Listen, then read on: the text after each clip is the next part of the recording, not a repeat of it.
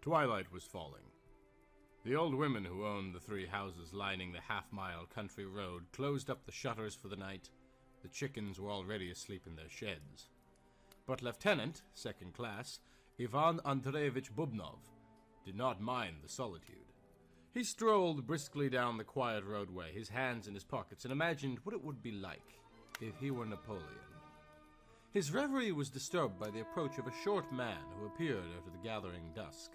The stranger affected outlandish garments, and Bubnoff concluded that it must be Telyushkin, a wealthy local who was reputed to dress in the manner of the Turks.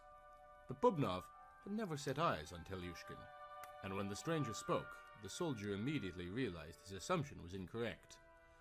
"Good evening," the other said casually.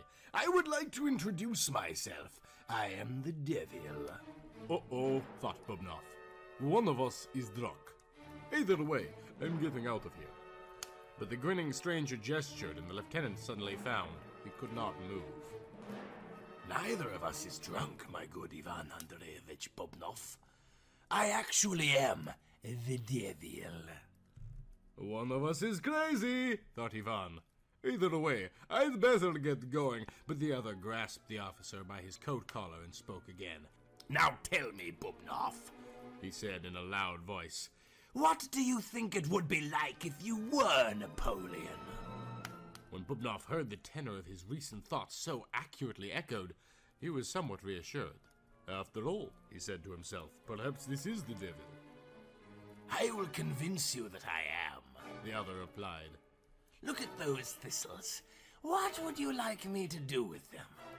Perhaps you would care to see them dance like Cossacks." With a bored gesture of his hand, the short man caused the thistles to perform a really first-rate Cossack dance.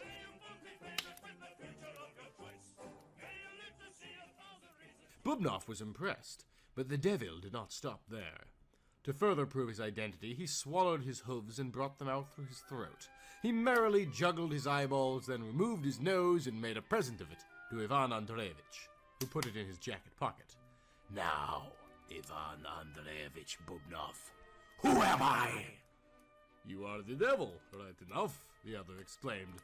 "But what do you want of me?" "Nothing in particular. I was just a trifle bored, to tell the truth, and thought I might join you for a little walk and perhaps a talk. Do you mind?"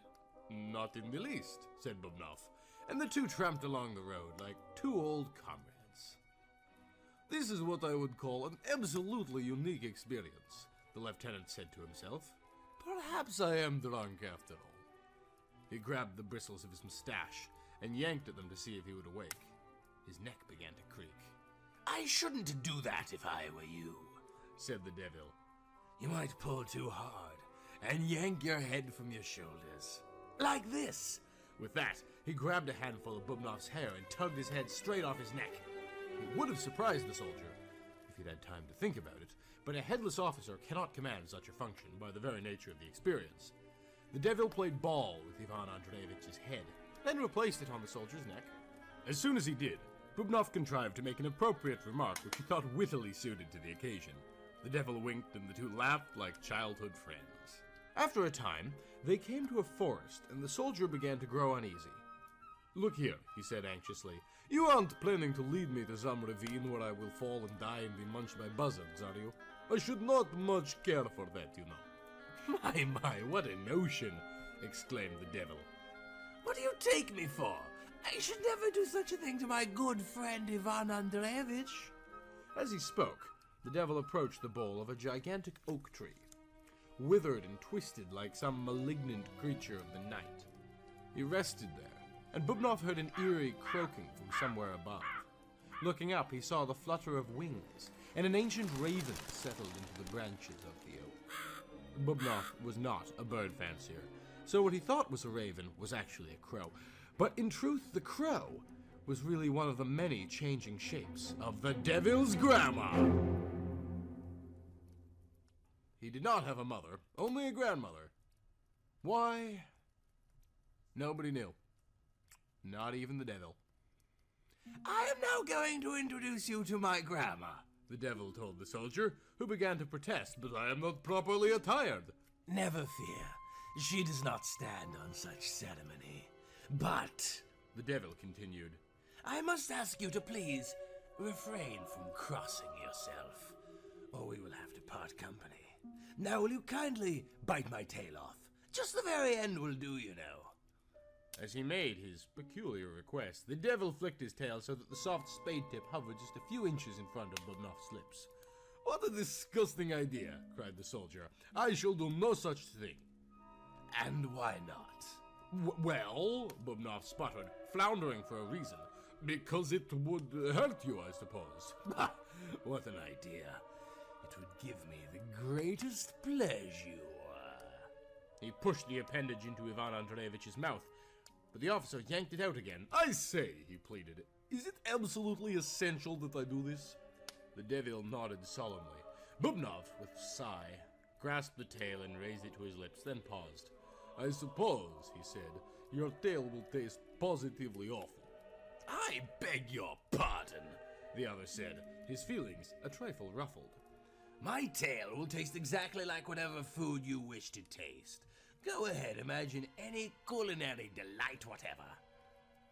That is what my tail's flavor will resemble. Very well, Ivan said after a moment's thought. I am partial to pickles and syrup. He bit the tail. The devil did not lie. His tail tasted like pickles and syrup, with just a trace of brimstone. By the time Bubnoff had swallowed the tail tip, the universe whirled about his ears, and he found himself inside a small, reasonably neat room. An old harridan with a huge nose was sitting in a rocking chair, cracking walnuts. The devil waved his arm in her direction. Grandma, allow me to present Lieutenant, second class, Ivan Andreevich Bubnov. Ivan Andreevich, my grandma. The introductions completed, the devil indicated a chair for the officer and left him alone with his grandma, so that he could go try on a new pair of horns. Bubnoff sat there in awkward silence. Not only did he not know what to say to the old crone, but his knowledge of protocol did not extend to the proper form of address for so venerable a personage as the grandmother of the devil. At length, he began to utter a polite inanity, but the old woman immediately stopped him. There is no need for empty words, she cackled in a strange voice. As she did, each syllable seemed to fly through the air at him in a concentric spiral. Bubnoff's awkwardness disappeared, but the crone simply sat there, cracking walnuts, looking at him as if she expected him to speak. He shrugged and kept his peace, until at last, wearied by the silence, the devil's grandma jumped up from her rocker, grasped Bubnoff by the hands, and began to dance with great speed about the room. Come, love, come dance with me, little Bubnoff, she sang as they cavorted. Ivan Andreevich's head began to spin, and at length he called out to the devil to come rescue him. The devil dashed in, his new horns upon his head. Catching his ancestor under the arms, he respectfully led her to her seat. Then he asked the lieutenant to forgive the old woman's whims. Now, Ivan Andreevich, he added, because I wish to be a good host to you, I am going to let you meet my lovely little granddaughter. Her tail is barely sprouted, for she is quite young, but I trust in your honor and know you will not play upon her lack of experience. Bibbidi-bobbidi-boo, please come in. The devil's granddaughter entered from another room, curtsied before the soldier, and shyly clung to her great-great-grandmother. Bubnoff bowed to her. What did you say her name was? He asked. Bibbidi-bobbidi-boo, the devil replied. That doesn't sound like a Russian name, observed the soldier. We are from other parts, the devil answered. Bubnoff approached the devil's granddaughter and bent over to kiss her hand, noting the slight curvature of the nails as he did. It made her fingers look like claws. As he pressed his lips to her dainty hand, he felt a tingling in them, like sparks of lightning. Will you come with me to the garden for a walk? She asked him in a low voice. Nothing could make me happier, Ivan Andreevich replied, although it was evident by the way the crone eyed the devil that she was not much in favor of the proposed stroll. But the devil did not object, so Bubnoff and Bibbidi-Bobbidi-Boo left the room in one another's company.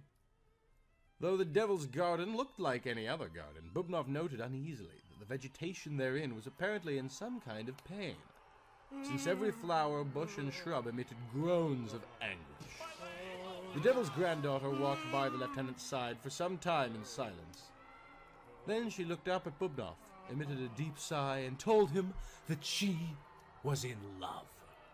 "With whom?" he asked politely. "With you, Ivan Andreevich," she answered, her tongue flicking lightly over her lips. "Pray contain yourself," he told her, remembering that his honor was at stake. "But how may I? For I love you, and I want you to reciprocate my ardor," she said cajolingly. "I will make a garland of roses for you, redder than the blush of my cheeks. I will give you nuts to eat and the juice of many ferns to drink, and we will be glad and good, my Bubnoff, for I love you." He stared at her, moved, and nearly spoke his love to her, but as he looked into her eyes, it seemed they shone like some predator cat. Her nostrils flared and the tongue flicked again over her lips, which parted to reveal the whitest and sharpest of teeth. "I am sorry," he said firmly, "but I cannot say I love you, my child. Let us go back to your home." "But where is it?" she mocked. Bubnoff took a step, faltered, and flailed his arms about to keep balance. He was on the pinnacle of a high column, standing on one leg only, the other kicked in the empty air. The column was slippery with some kind of sticky fluid, and thousands of tiny demons clambered with great difficulty towards the top, falling back, climbing again, chattering and laughing as they tried to attain the grand prize of the slippery race, Bubnoff himself. High in the air above his head floated Bibbidi-Bobbidi-Boo, tittering evilly at his plight. "Help!" called the lieutenant. "Devil, this is unkind of you!" He found it hard to call out of fear of disturbing his precarious balance. Bubnoff, child, where have you gone? The devil's voice suddenly called. As soon as the voice rang out, the soldier found himself back in the garden, with Bibbidi-Bobbidi-Boo by his side. "For shame, my little one," the devil chided the girl. "Ivan Andreevich is an honored guest. You have treated him ill. Come, my friend, let us leave this silly urchin." "Silly urchin," she snapped. "Indeed! Why, I am not so young as all that. Already my horns are beginning to sprout."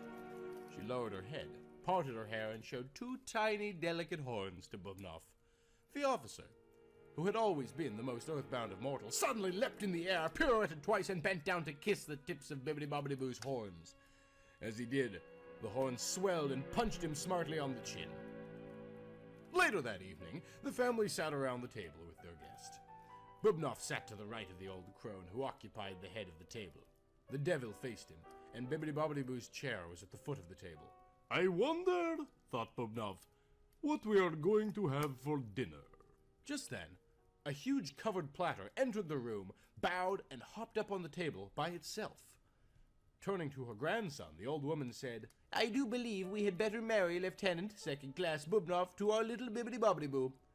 "Positively," nodded the devil. "What a notion," thought the soldier. "I cannot marry the devil's granddaughter. Just think if there were children. What rank in society would they occupy? If I had a son by her, could he become a soldier? This is dreadful. I should never have nibbled on the devil's tail." "Now understand," said the devil.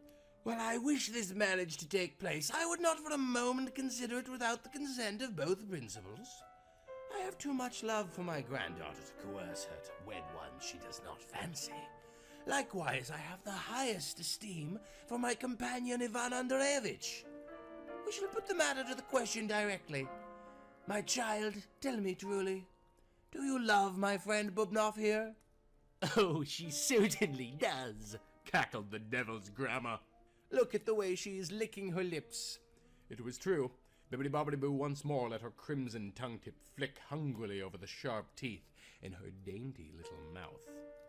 "She will eat me alive!" Bubnoff suddenly shouted in fear. "Bon appetit!" the devil murmured. "What?" Ivan Andreevich shouted again. "I am an officer and an honored guest. One does not eat a guest." "But of course we do," the devil argued. "It is absolutely necessary for us to do it, and extremely enjoyable besides." "You shall not enjoy me at my expense," the soldier angrily proclaimed, making flamboyant gestures with his arms. "I am getting out of here. I was a damned fool to eat the tip of your tail." He tried to get up, but he could not budge. His chair had turned into a gigantic tarantula that grasped him with diabolic strength. The devil, the old woman, and Bibbidi-Bobbidi-Boo all laughed at Bubnoff's plight. The crone's cackle was like the bleat of a goat, and the girl gurgled with sensual delight as the soldier squirmed helplessly. "Let me out!" Bubnoff protested. "Avaunt, fiends, in the holy name!" Stop him! He will cross himself! The devil roared. Bibbidi-bobbidi-boo jumped up and, smiling in her predatory manner, bit off Bubnoff's arm at the shoulder. The giant tureen opened, and the screaming soldier was dumped inside and spiced with pepper and brimstone, oil and vinegar, and the scarlet juice of cranberries. Weird music sounded in the air around the grisly supper scene as the three fiends ate the lieutenant and picked his bones clean. Bibbidi-bobbidi-boo was awarded the prize of the soldier's heart, which she devoured with gusto, while the devil almost gagged on a trouser button. In the morning, Lieutenant, second-class Ivan Andreevich Bubnoff, woke, face down in the middle of the lonely country road. He bounded up, terrified, sure that he was not there, but really in pieces in the viscera of the three demons. It took the better part of the day for him to calm down and realize he was still alive. Bubnoff, though he lived to a ripe old age and eventually became a lieutenant first class, never forgot his evening with the devil. Many times he would assure his fellow officers that if he were Napoleon, he would round up every single demon and murder them all on the spot.